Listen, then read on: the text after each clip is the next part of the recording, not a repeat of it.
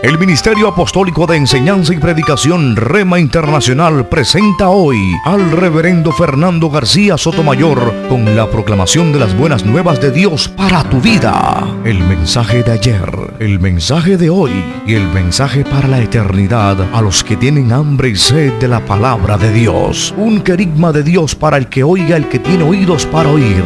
Escuche el dabar del Eterno a las naciones. Ahora es el tiempo para recibir el rema del Espíritu Santo a tu espíritu. Escuchemos con fe la memra del Señor para el alma.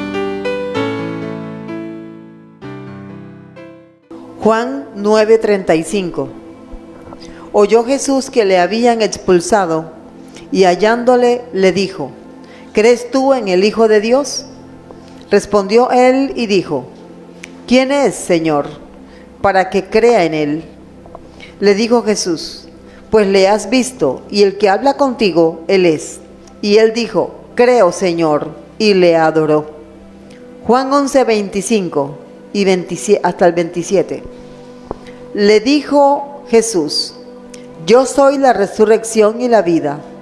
El que cree en mí, aunque esté muerto, vivirá. Y todo aquel que vive y cree en mí, no morirá eternamente. ¿Crees esto? Le dijo: Sí, Señor. Yo he creído que tú eres el Cristo, el Hijo de Dios, que has venido al mundo. Juan 20:31. Pero estas se han escrito para que creáis que Jesús es el Cristo, el Hijo de Dios, y para que creyendo tengáis vida en su nombre. Amén. Dios nos bendiga por su palabra. Vamos a orar y vamos a pedir al Señor que nos ilumine por su Espíritu Santo. Nos conceda tener una mente espiritual, un corazón entendido de su palabra. Padre, gracias te damos, oh Dios. Bendito eres tú, Señor, nuestro Dios, Rey del universo, que nos has provisto tu palabra. Nos has escogido a nosotros como la niña de tus ojos, tu especial tesoro, tu pueblo elegido, para que nosotros, Señor, por tu palabra caminemos, para que por estos preceptos nosotros vivamos. Hoy, Señor, queremos compartir lo que dice tu palabra, que eres tú. Ayúdanos y guíanos con tu Espíritu Santo hacia todo aquello que es verdadero, que es sano, todo aquello que contribuya a nuestro crecimiento, nuestra madurez espiritual. En el nombre de Cristo Jesús te lo estamos pidiendo. Reprendemos todo espíritu de oposición, todo espíritu contrario, todo espíritu de las tinieblas que pretenda entenebrecer la mente, el entendimiento de todo aquel que hoy está escuchando. En el nombre de Jesús de Nazaret, desautorizamos toda influencia. En el nombre de Cristo Jesús, toda influencia más nociva, toda influencia invasiva. En el nombre de Jesús, estamos ordenando que no tienes arte ni parte en este lugar, ni en las vidas, en los corazones de todos los oyentes en el día de hoy. Declaramos, Señor, que tu luz alumbra todo entendimiento. Y es tu luz, Señor, la que nos revela quién eres tú. Tú eres la luz del mundo. Y dice tu palabra que el que te sigue no andará en tinieblas, sino que tendrá la luz de la vida. Creemos en un Dios que es luz, no un Dios que hay que alumbrarlo. Creemos en un Dios que es luz y que proyecta y nos ha dado su luz. A su nombre, dale un aplauso fuerte al Señor, hermano, en esta hora. Aleluya. Tome su lugar, por favor.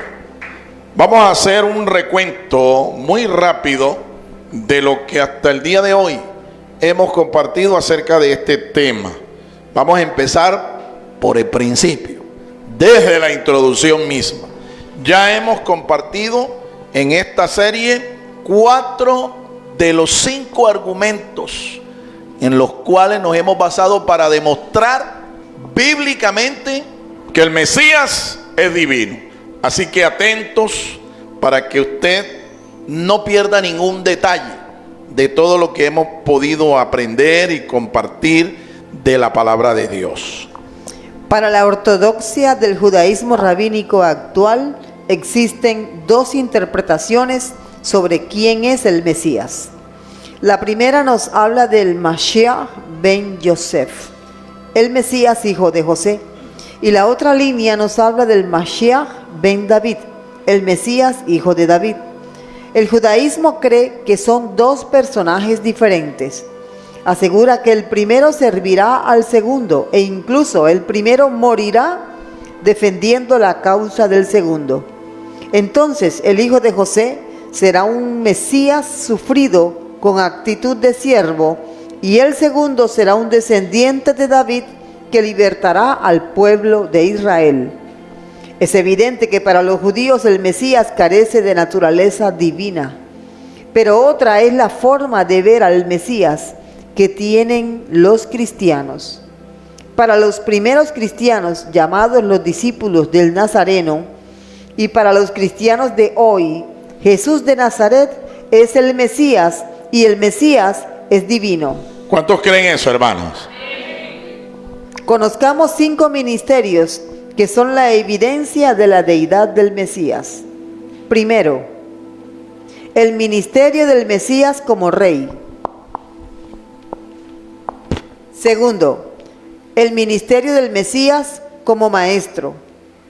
Tercero, el ministerio del Mesías como sacerdote. Cuarto, el ministerio del Mesías como profeta. Quinto, el ministerio del Mesías como pastor. Muy bien. 5 argumentos hemos esgrimido, hemos expuesto, que nos respaldan para demostrar que ciertamente el Mesías es divino.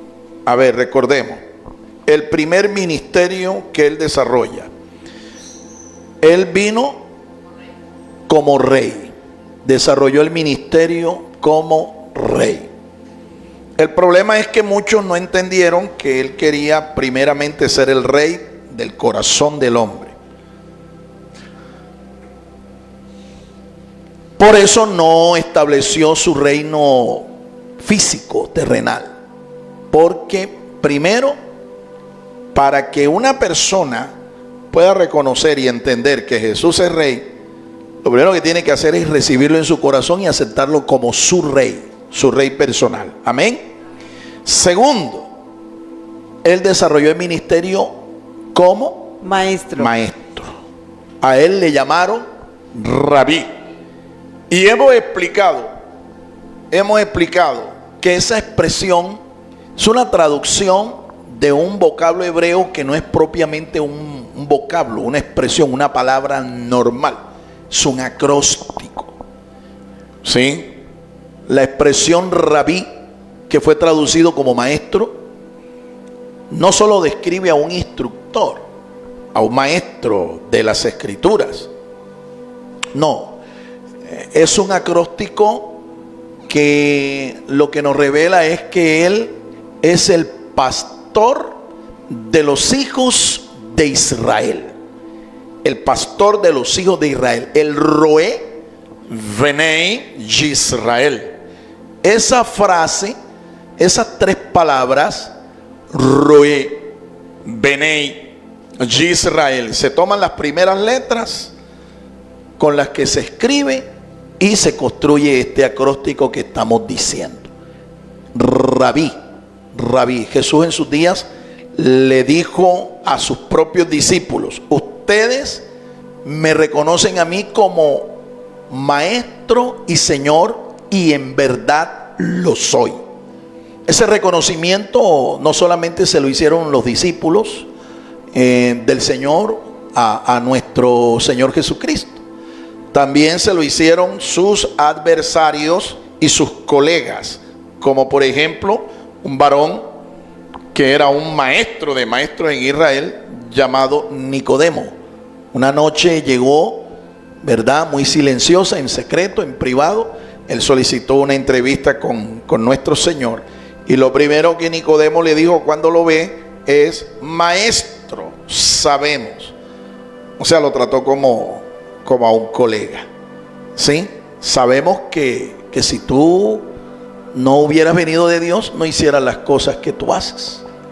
Nicodemo pues reconoció que Jesús era un rabí, que Jesús era su colega, que Jesús era venido de Dios. El tercer argumento que hemos esgrimido acá, hemos expuesto, es que él desarrolló también un ministerio como sacerdote. Sacerdote. No sé si las notas las han publicado, las están publicando, deberían publicarlas si no están publicándolas, sí, para que todos las puedan ver. Sí se están publicando. Ok, gracias. Como sacerdote, la Biblia nos muestra eso. Hay un texto que hemos mencionado en la carta de San Pablo, carta a los Efesios, en el capítulo 5, los versos 1 y 2, donde el apóstol le dice a esta iglesia, la iglesia de Éfeso: andad en amor, ¿verdad? Como Cristo nos amó. Y dice que se ofreció a sí mismo como ofrenda y sacrificio a Dios en olor fragante. Jesús fue la ofrenda por el pecado acepta por Dios. Pero Jesús también fue el sacerdote que presentó esa ofrenda. ¿Dónde lo hizo? Y lo hizo una sola vez y para siempre, allá en el santuario celestial, en el cielo. Investigadores, arqueólogos modernos han hecho descubrimientos asombrosos que corroboran las verdades bíblicas. Uno de ellos ya él partió a la presencia del Señor, recibe por nombre Ron Wyatt. Él encontró el lugar donde el arca del pacto fue escondida. El arca del pacto, el arca que era ese cofre que estaba en el lugar santísimo, en el templo de Jerusalén, y que sobre él se hacía la propiciación por los pecados de todos los que llegaban allá con una ofrenda. Llegaban al altar, el sacrificio tomaba el animal, el sacerdote, tomaba el animal, lo sacrificaba, tomaba su sangre y luego la derramaba sobre el altar del sacrificio, y allí había un arca, un cofre, y sobre la parte de arriba el sumo sacerdote incluso una vez al año hacía la expiación en el día de Yom Kippur. Eso lo hemos aprendido acá. Bueno, nuestro Maestro, nuestro Señor, no solo hizo redención allá en el cielo. Mire, más de 5, 6, 7 veces en la carta a los Hebreos se dice que el Señor entró en el cielo y lo hizo una sola vez y para siempre, no con sangre de animales, de machos cabríos, de animales aceptos para presentar al Señor como ofrenda, sino que lo hizo allá en el cielo mismo, y lo hizo con su propia sangre. Hizo la expiación por nuestros pecados. De manera que dice el autor de la carta a los Hebreos, no hay más necesidad de más sacrificios, de más ofrendas, porque ya la ofrenda por nuestros pecados, la ofrenda por tu salvación, por el perdón de tus pecados, ya la hizo el Señor, nuestro sumo sacerdote, una sola vez y para siempre. ¡A su nombre!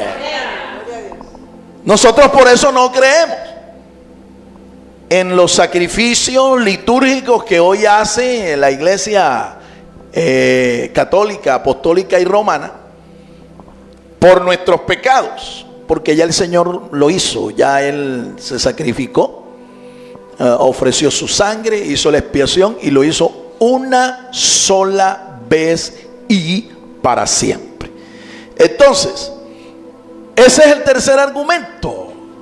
Él fue sacerdote, él también fue ofrenda y nos representó como nuestro sumo sacerdote ante la presencia de Dios el Padre. El cuarto argumento, hemos dicho que él ministró también, él ejerció un ministerio en esta ocasión como profeta. Eso fue lo último que dijimos, ¿no? Lo último que compartimos. Cada una de estas disertaciones usted las puede encontrar en nuestro canal. Si usted no sabía, nuestra iglesia, nuestro ministerio, tiene un canal de televisión en donde nosotros estamos compartiendo allí la palabra de Dios, la estamos difundiendo. Es más, si usted no se ha suscrito al canal, suscríbase. Hágalo. De esa manera pues nos ayuda un poco a mantener la vigencia y a compartir, a seguir compartiendo la palabra de Dios, y que YouTube, ¿verdad?, nos permita, después de 1000 suscriptores, nos permita poder generar y producir y compartir videos desde cualquier parte, con cualquier equipo móvil. Ayúdenos en esa parte. Suscríbase si no se ha suscrito.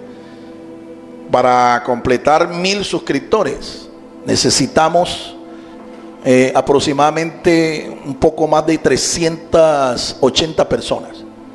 380 personas. Así es que si no se ha suscrito, suscríbase. Consígalo con ese mismo nombre, ¿sí? El Mesías es divino. Parte 1, parte 2, parte 3, parte 4 y la de hoy que vamos a compartir, la parte 5. Suscríbase allí. Él es nuestro máximo profeta. Hay un vocablo en hebreo que se tradujo del hebreo como profeta y es el vocablo Nabí. Eso habla de que él no solamente es un portavoz, él vino como portavoz de Dios. Él no solo vino como aquel que iba a proclamar la buena nueva de salvación, sino que él también profetizó. Él lanzó oráculos proféticos acerca de eventos del futuro. Y una de las cosas que más autoridad le da a la Biblia para ser reconocida como palabra de Dios es el cumplimiento preciso, el cumplimiento matemático de las profecías. En la Biblia hay aproximadamente unas 1000 profecías, de las cuales poco más de 300 se cumplieron con la primera venida del Señor, con su encarnación. Él profetizó, así como también su vida y su ministerio profético fue profetizado. Él profetizó y declaró los eventos del futuro, los eventos del porvenir. ¿Por qué? Porque él era un profeta de Dios, un profeta con videncia, ¿sí? No clarividencia, no, un profeta vidente de los eventos del futuro. Ahora, ¿por qué? Hombre, porque el único que conoce el futuro con precisión, sin equivocación, es el Señor, es Dios, y Jesucristo es Dios, porque el Mesías es Dios. A su nombre. Por lo menos hemos hecho alusión aquí a unas 7 profecías con respecto a lo que va a ocurrir en el futuro, que el Señor declaró. Algunas se cumplieron literalmente. Por ejemplo, Jesús profetizó acerca de la destrucción del templo de Jerusalén en el año 70. Él lo profetizó y el templo cayó y la palabra profética del Señor se cumplió al pie de la letra. Él profetizó acerca del nacimiento de la iglesia. Él dijo: edificaré mi iglesia, ¿sí? Y la iglesia comenzó allá en Pentecostés con un número incipiente de 120 discípulos, 120 seguidores. Ahí comenzó la iglesia, en una fiesta nacional, la fiesta de Pentecostés, una fiesta sagrada. Jesús profetizó acerca del derramamiento del Espíritu Santo para confirmar el pacto que él hacía con todo aquel que era creyente en él. Él profetizó la venida, el derramamiento del Espíritu Santo. Jesús profetizó incluso la persecución que la iglesia iba a sufrir por más de 200 años. Esto se cumplió y en el año 311 la iglesia dejó de ser perseguida. Año 311 de nuestra era. Jesús profetizó acerca de la negación de uno de sus discípulos, ¿sí? De pronto el más conocido, Pedro. El Señor le profetizó a Pedro que lo iba a negar 3 veces y Pedro, muy jactancioso: ¿quién? Yo, hasta mi vida doy por ti. Pues mire bien, a la hora de la verdad, cuando a Pedro lo identificaron, viéndose él en un riesgo, siendo consciente de que si él se identificaba públicamente, le podía también pasar lo mismo que le estaba pasando al Señor. Él dijo: ¿quién yo? Yo no conozco al hombre. ¿Quién? Yo. Ni lo he visto. Y lo hizo 3 veces. Jesús profetizó esa negación. Jesús también profetizó la traición de uno de los más cercanos a él. Imagínense, el tesorero, uno de los más íntimos, el que le manejaba las finanzas. Jesús profetizó eso y se cumplió. Déjeme decirle, hay profecías que Jesús declaró que todavía no se han cumplido, pero que esperamos que con la misma fidelidad, la misma precisión con la que se cumplieron más de 300, el resto de las 1000 profecías que en la Biblia hay se cumplan. Porque Jesús lo dijo: cielo y tierra pasarán, pero mis palabras nunca pasarán. Se van a cumplir. Y esas profecías empiezan con el arrebatamiento de la iglesia. ¿Cuántos creen que la iglesia va a ser arrebatada? Hay gente que no lo creo yo. Hay creyentes incluso que no lo creen y por eso viven vidas desordenadas. Viven vidas descuidadas. Viven un testimonio terrible. Viven despistados, desbaratados. ¿Me entiende? Porque ellos creen que en el fondo Él no va a venir nada. Tú no ves que si Él viene, como dijo alguien, ¿tú crees que Él va a venir? No va a venir, porque si viene, Él sabe que lo pueden volver a matar. Increíble ese razonamiento. Porque ellos como que creen que a Jesucristo lo mataron. Al Señor lo mataron. La Biblia nos enseña que a Él no lo mataron. Él se entregó a sí mismo. Voluntariamente se entregó. Pudiendo defenderse. Y con una sola orden: desaparecer de la vista a los que lo iban a arrestar o a crucificar. Pero Él no lo hizo. ¿Por qué? Porque Él tenía que ir a la cruz. Así estaba escrito. Morir y resucitar para ser nuestro Salvador personal. Hay creyentes que viven vidas descuidadas, como si el Señor realmente no va a venir, como si el Señor no hubiera de venir. Pero hay que estar atentos. Quienes llegaron acá al servicio este miércoles pasado escucharon una palabra profética que el Señor me regaló y compartí con respecto a lo que puede ocurrir en el año 2026. ¿Cuántos vinieron el miércoles? ¿Cuántos escucharon esa palabra profética? Eso es para que estemos apercibidos, ¿me entiende? Y que cuando el Señor venga no nos encuentre descuidados, desapercibidos, dormidos, sino que estemos atentos. Bien, hemos hecho ya entonces este recuento a manera de introducción. Hoy vamos a entrar a nuestro quinto argumento y estamos diciendo que Él es divino, el Mesías es divino, porque Él ministró como pastor, como nuestro pastor. ¿Cuántos creen que el Señor es el pastor? ¿Cuántos creen que el Señor es nuestro pastor? Jesús lo dijo. Allá hay un texto bíblico en donde son palabras textuales del Evangelio de Juan, capítulo 10, verso 11. Mire las palabras de Jesús como Juan 10, 11. Yo soy el buen pastor. El buen pastor su vida da por las ovejas. amén. Él lo dijo, Él lo declaró. Yo soy el buen pastor. Buen pastor dice, su vida da por las ovejas. Es evidente que el Señor allí habló no solo que Él es el buen pastor, sino que la frase implica el hecho de que hay pastores que no son buenos. ¿Cómo le llama la palabra de Dios a esos pastores?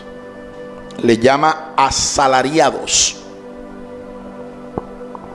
No les llama pastores, les llama asalariados. Y son personas que no son capaces de hacer lo que el buen pastor hace por su rebaño, por sus ovejas. Un buen pastor debe estar dispuesto a dar su vida para defender, para proteger la vida de su rebaño, de sus ovejas. Pero eso es cuando es un buen pastor, un pastor conforme al corazón de Dios. Pero cuando no tiene ese carácter, esa persona es un asalariado y no tiene nada que ver con la protección y la vida del rebaño. Cuando viene el lobo y ataca el rebaño, él lo que hace es que se va, se protege él, se defiende él escapa, pero al rebaño lo deja allí a merced del lobo, de la fiera que ataque el rebaño. Jesús dijo: yo soy el buen pastor, mi vida yo la doy por mis ovejas.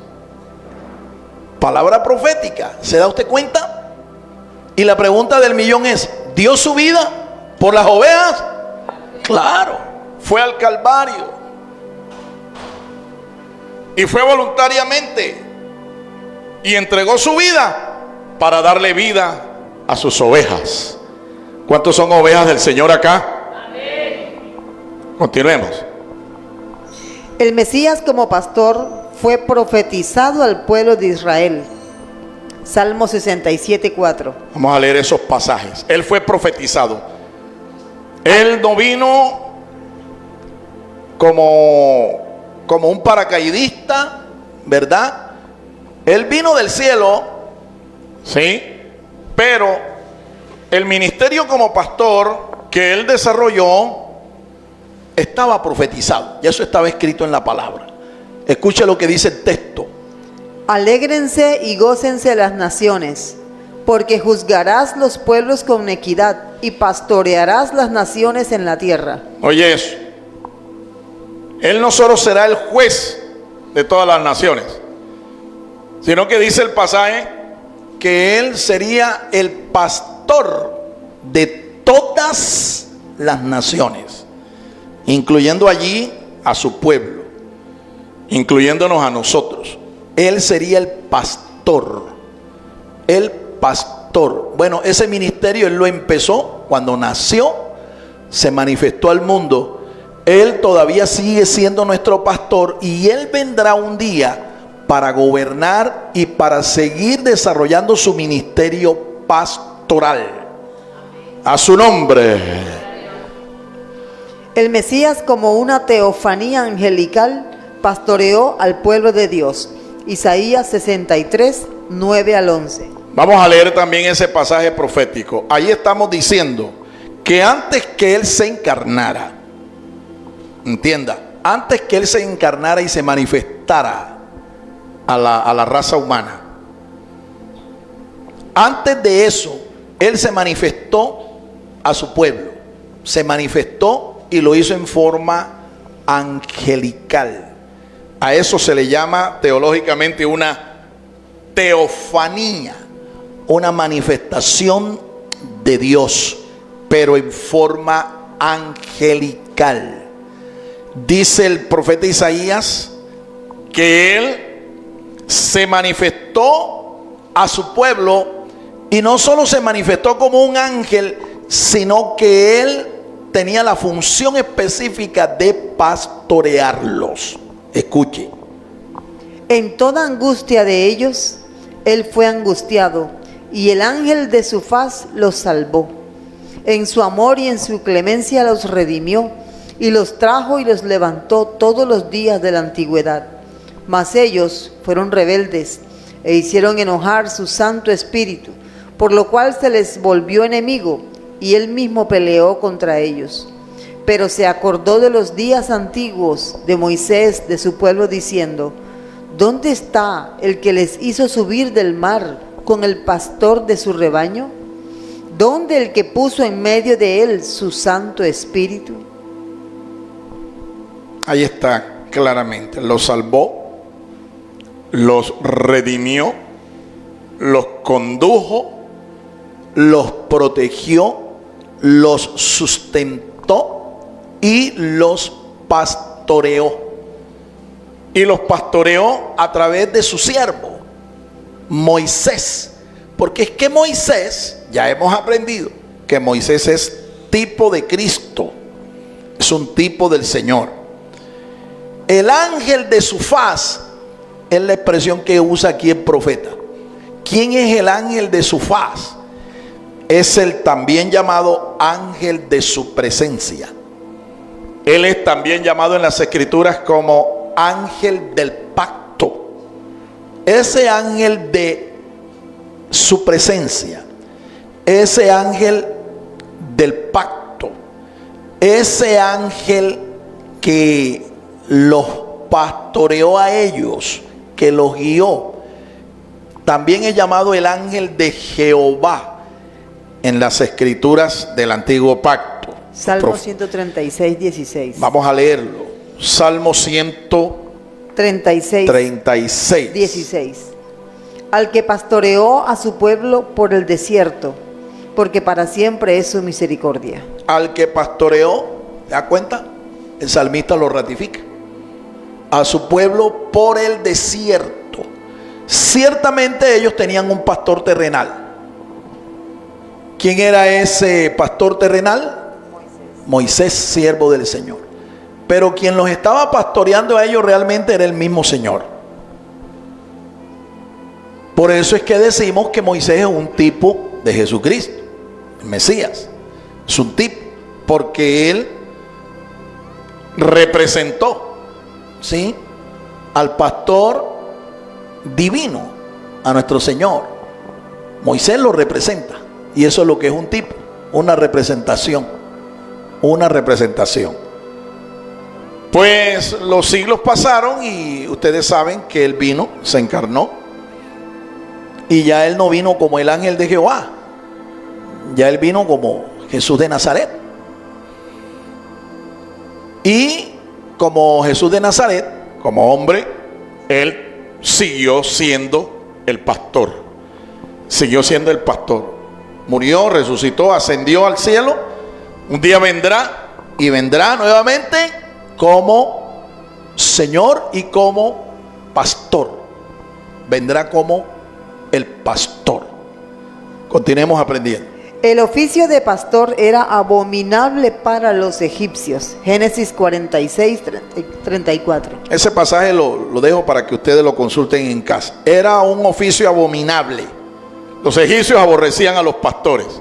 Ahora, si usted va al campo espiritual para encontrarle a esto un sentido espiritual, Egipto representa al mundo, así como el faraón de Egipto representa al diablo. Egipto representa al mundo. El faraón de Egipto, el gobernante de Egipto, representa a Satanás. Así como la iglesia, ¿verdad?, representa aquí al reino de los cielos. Así como el Señor, siendo el gobernante, el pastor de la iglesia, representa a nuestro Dios. Es divino, representa a Dios. Él es divino. Bien, en esa analogía, usted tiene que darse cuenta, tiene que entender por qué es que el mundo aborrece a los ministros de Dios, a los siervos de Dios. ¿Por qué el mundo de hoy aborrece a los que son siervos de Dios, a los pastores? Escasamente yo puedo de pronto conocer la opinión, el criterio que tienen algunos que no son de Jesucristo, que no son parte de la iglesia, que no son parte del reino, que manifiestan afecto, simpatía y respeto por un ministro, por un pastor. Pero la mayoría es como les estoy diciendo. Para muchas personas en el mundo, los pastores son abominables, son despreciables. Son seres que son la peor calaña de este mundo. Pero ¿por qué razón? ¿Por qué? Entiende, es que Egipto, que representa al mundo, siempre detestó, siempre abominó a los pastores. El oficio de pastor, de cuidador de un rebaño, protector, de criador de rebaños de ovejas, esto era detestable para ellos. En las escrituras encontramos que cuando José, hijo del patriarca Jacob, invitó a su familia y a su padre para que se refugiaran allá en la tierra de Gosén, en Egipto, siendo José el segundo gobernante de mayor autoridad en Egipto. Cuando José les estaba instruyendo para encontrarse con el faraón, lo primero que les dice José es: no vayan a decir ustedes que ustedes son pastores. No lo vayan a decir. No digan que ustedes son pastores. Digan que ustedes son agricultores, pero no digan que ustedes son pastores. Eso lo escuchó también su padre Jacob. Y créanme, ¿qué fue lo primero que hizo Jacob, el patriarca, cuando se encontró con el faraón de Egipto? Lo primero que le dijo cuando el faraón les preguntó: ¿quiénes son ustedes? ¿A qué se dedican? ¿Qué crees tú que fue lo primero que dijo Jacob? Tus siervos somos pastores. Mire la osadía de este hombre, de Jacob.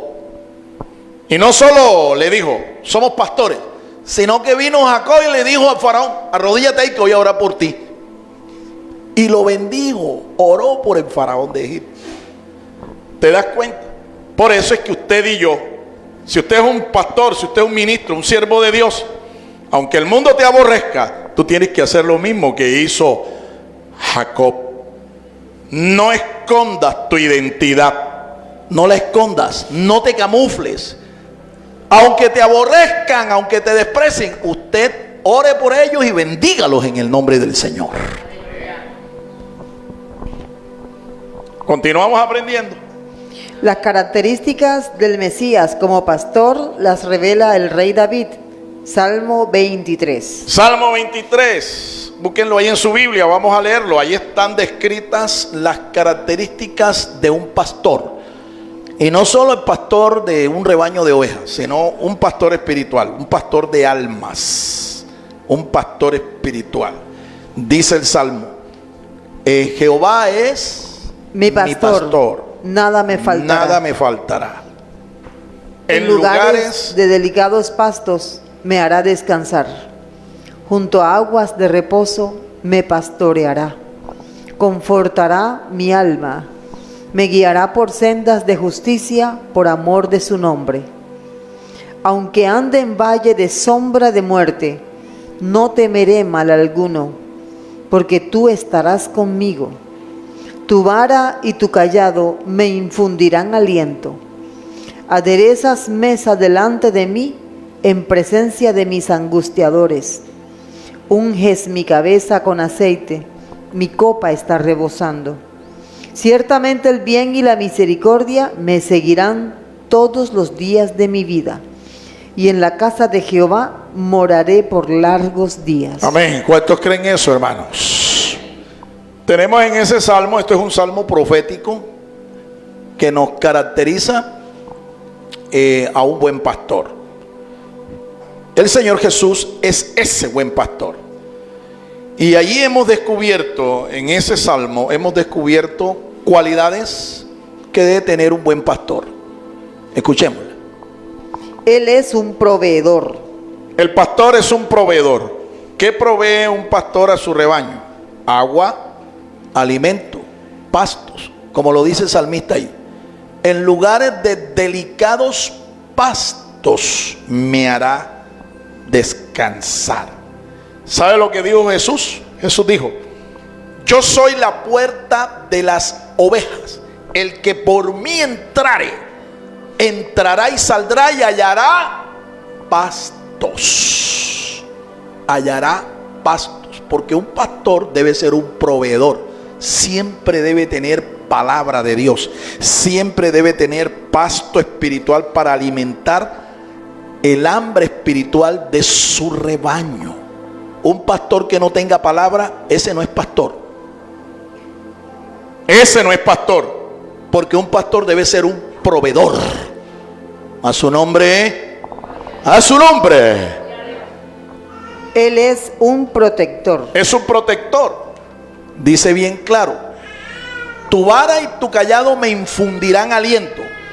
La vara y el callado de un pastor servían para dos cosas: la vara y el callado, la aguijada y el callado. El callado servía para dar dirección. Dirección. El callado es esa figurita que usted conoce, que en uno de los extremos forma así como una especie de interrogante, ¿verdad? Y luego se extiende. ¿Ve? Una pieza que sirve para direccionar. Para direccionar. Ese callado es una representación simbólica de lo que es la palabra del Señor. Lo que es la palabra de Dios. Ahora, ¿cómo direcciona un pastor a una oveja con ese callado? Bueno, hay ovejitas que son rebeldes. Hay ovejitas que son necias. Y en su condición tienden muy fácilmente a salirse del camino, a apartarse de la manada. Cuando el pastor ve eso, viene y coge el callado y le pone el callado en el cuello a la oveja que se está desviando, a la oveja que se está separando del rebaño, porque es un peligro separarse de la manada, separarse del rebaño. La oveja es un animal indefenso, un animal indefenso. Entonces viene el pastor y le pone el callado en el cuello. Y si la oveja quiere, el pastor le hace fuerza, ¿me entiende? Y la oveja tiene que tomar la decisión: o se deja quebrar el cuello o rectifica el camino por donde va. Interesante, ¿no? Interesante. Con eso dirige. Un pastor, como predicador, como maestro de una congregación, su palabra, su mensaje tiene que dirigir a la gente. Tiene que dirigirle en el camino del Señor. El mensaje de un pastor tiene que proveer dirección espiritual al rebaño. Ahora, dije que también no solamente tiene un callado, sino que tiene una vara. La vara sirve para esto. En realidad el nombre allí, la traducción no fue exacta. Allí la palabra que debió haberse traducido fue aguijada. Aguijada. La aguijada es un palo, es una vara que generalmente es de madera, pero en su extremo tiene una parte que es metálica y termina en una punta filosa.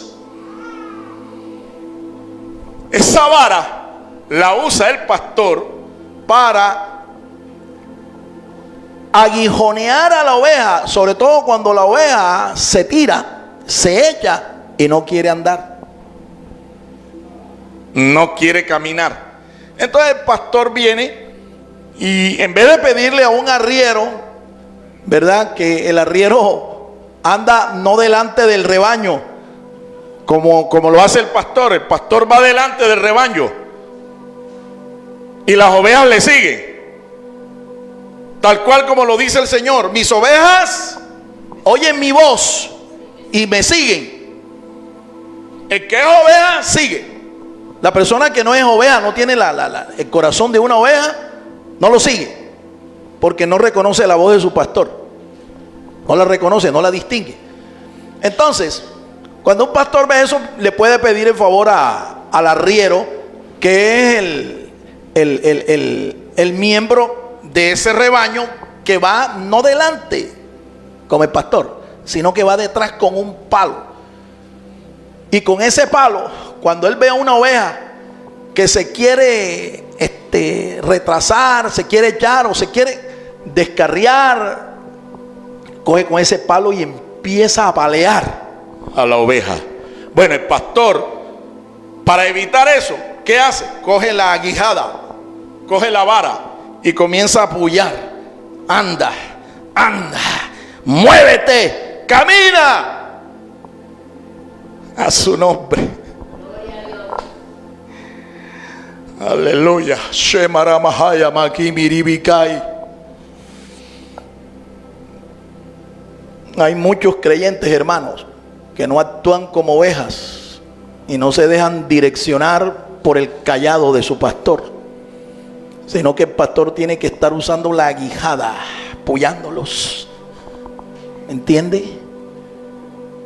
Aguijoneándolos, porque están echados. No quieren andar, no quieren caminar, no quieren obedecer. No quieren obedecer. Esa aguijada puede ser usada también como un arma para proteger al rebaño de ataques de fieras, ataques de animales feroces. El pastor defiende el rebaño con esa aguijada. La Biblia habla de un juez llamado Sangar, que con una aguijada mató a una cantidad de miles de filisteos, con una aguijada de pastor. Es un arma, es un arma. Repito, que un pastor la usa para proteger al rebaño. A su nombre, Gloria. a su nombre. Gloria. Él es el consolador. Él es el consolador. Como dice el salmista ahí, Salmo 23, buen pastor. Él adereza mesa delante de nuestros enemigos, en presencia de nuestros enemigos. Él es el que nos conforta el alma. Él es el que nos consuela por su espíritu. Nos consuela. Cualquiera que sea la crisis, la tribulación, el dolor por el que usted esté atravesando hoy, si tú te apoyas en tu pastor, vas a recibir eso también. Consolación. Consolación. Una de las cosas más tiernas que nosotros encontramos en la Biblia con respecto a este ministerio, que hoy lo hace el Espíritu Santo en el nombre del Señor en la iglesia, es lo que nosotros encontramos en la segunda carta de Pablo a los Corintios. La segunda carta del apóstol San Pablo a los Corintios tiene 7 capítulos. Los primeros 7 capítulos iniciales tratan de este ministerio. ¿Cuál ministerio? El ministerio de la consolación. Y Pablo dice que él consoló a la iglesia de Corinto, siendo él fundador y el pastor de esa iglesia. Y es una tarea que dice el apóstol, para la cual, para la tarea de consolar a una congregación, nadie es suficiente. Por eso él se apoya en el Espíritu Santo para ministrarle consolación a una congregación. Si esto no fuera así, mi amado hermano, fuera imposible que un pastor de una congregación ministre consolación a su pueblo. Sería imposible si no lo hiciera en el poder del Espíritu Santo del Señor. En más, uno de los títulos más significativos del Espíritu Santo en la palabra es justamente ese: el Consolador, el Paracleto. ¿Cuántos dan gloria al Señor, hermanos? Él es un guiador. Él es un guiador. Ya lo sabe por qué y con qué lo hace. Él es de un carácter fuerte y firme. Él es de un carácter fuerte y firme. Génesis 49, 24. Vamos a mirarlo. Mas su arco se mantuvo poderoso y los brazos de sus manos se fortalecieron por las manos del fuerte de Jacob. Por El fuerte del pastor, de Jacob. la roca de Israel. La roca de Israel. El fuerte de Jacob. El Gibor es el nombre hebreo para esa expresión. El Gibor, un guerrero fuerte, que es capaz de tomar un arco no de madera, sino de bronce, y es capaz de tensar el arco. ¿Ve? Y dice que Él es la roca de Israel. Ahí están representadas estas dos cualidades: firmeza, fuerza y fortaleza. Fortaleza en estos dos elementos, en el arco y en la roca. Él es el fuerte, Él es el gibor. Y esta es una cualidad de todo pastor.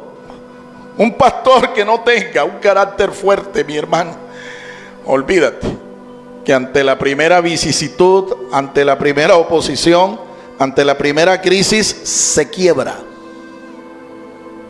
Por eso un pastor debe tener un carácter firme, ¿me entiende? Un carácter firme, una mentalidad firme. No puede ser de plástico, ni de caucho, ni de cartón, ni de arena. Tiene que ser como la roca, el carácter tan firme, tan fuerte como el de una roca. ¿Sí me están entendiendo los hermanos? Un pastor, un ministro con una mentalidad débil no puede estar en el ministerio. No aguanta. Como se dice aquí, no aguanta. Ante la primera oposición, olvídate. Se quiebra, se quebranta, se desmorona.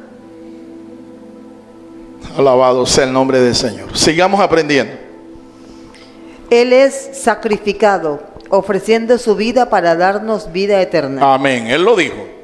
Yo soy el buen pastor y mi vida doy por mis ovejas. Se sacrificó. Se ofreció a Dios como ofrenda por el pecado.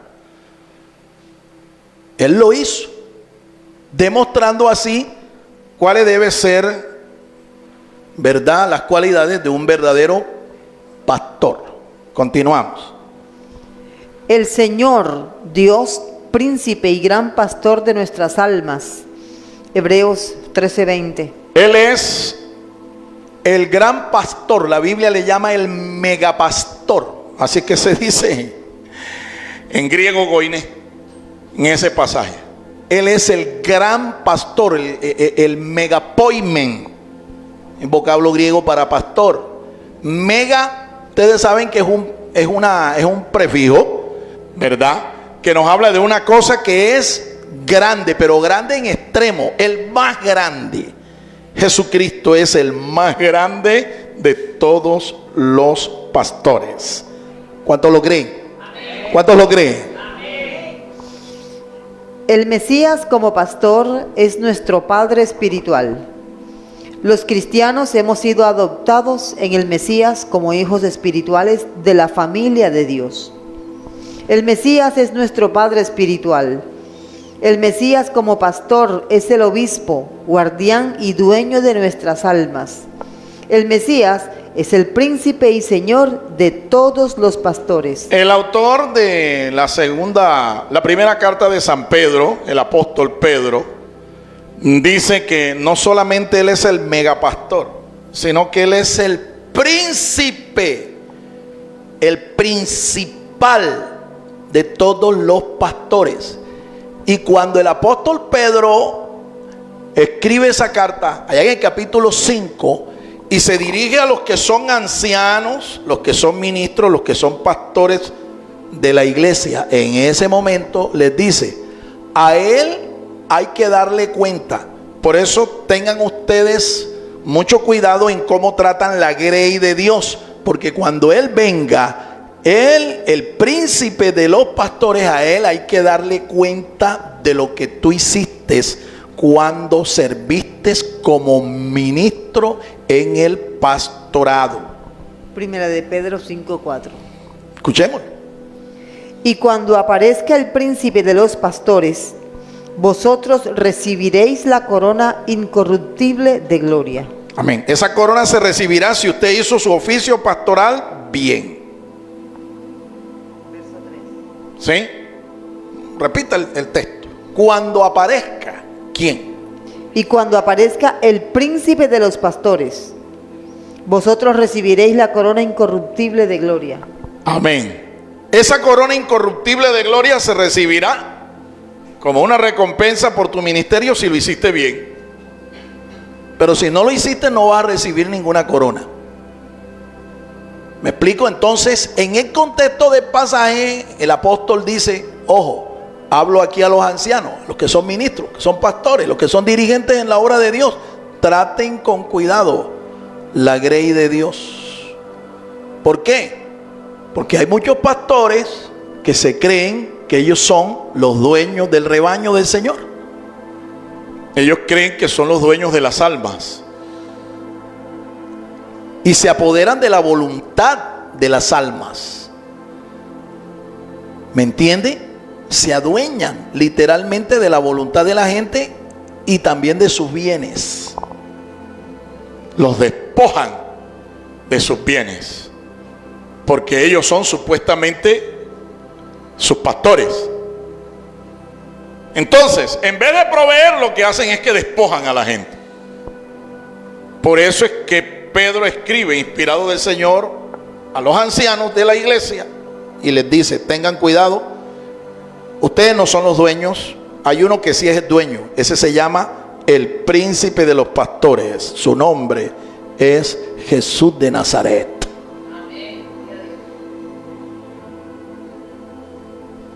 Él es entonces el megapastor, él es el príncipe de los pastores, y esa expresión también puede ser interpretada como el principal, la cabeza de todos los pastores. Por eso es que yo no me puedo creer el dueño de las almas, el dueño de la iglesia, porque esta congregación, quien la ganó a precio de su propia sangre, no fue el pastor de aquí, no fueron los pastores de acá, no. El que la ganó y el que la viene a buscar un día como su novia para casarse con ella se llama Jesucristo. Él es el dueño, Él es el principal. Sencillamente yo soy su siervo. Y todos los que ministran en este oficio son siervos. Siervos del príncipe, del principal de los pastores. A su nombre. A su nombre. Concluimos. Negar la divinidad del Mesías es una contradicción teológica, y no solo eso, es una herejía. No solo eso, es una herejía diabólica. No podemos negar tan contundente verdad revelada desde el libro de Génesis hasta el Apocalipsis. Confiésalo como tu Salvador, tu Libertador, tu Rey y tu Dios, y serás salvo y gozarás de su presencia en su reino. Estos 5 ministerios es importante ratificar que no los desarrolló solo en su condición como hombre, sino en su condición divina. Por tanto, concluimos contundentemente declarando que el Mesías es divino. Amén. ¿Cuántos creen eso, hermanos? 5 ministerios, los mencionamos. 5. Rey, ¿verdad? Maestro, sacerdote, profeta y pastor. 5 ministerios. Los desarrolló no tan solo en su condición de hombre, sino en su condición divina. Por eso concluimos de una manera contundente: el Mesías es divino. Amén. Póngase sobre sus pies. Vamos a darle gracias al Señor por esta palabra. Gracias, Padre. A ti sea toda la honra, toda la gloria, toda la alabanza. Gracias, Padre. Gracias. Gracias por ser nuestro pastor. Gracias por hablarnos. Gracias por sustentarnos. Gracias te doy yo, Señor, también de una manera muy personal por llamarme a este sagrado ministerio. Muchas gracias. Yo sé, Señor, que yo no tenía ni los méritos ni las características para hacerlo, pero en tu gracia, en tu divina misericordia, me llamaste, me tuviste por digno y fiel.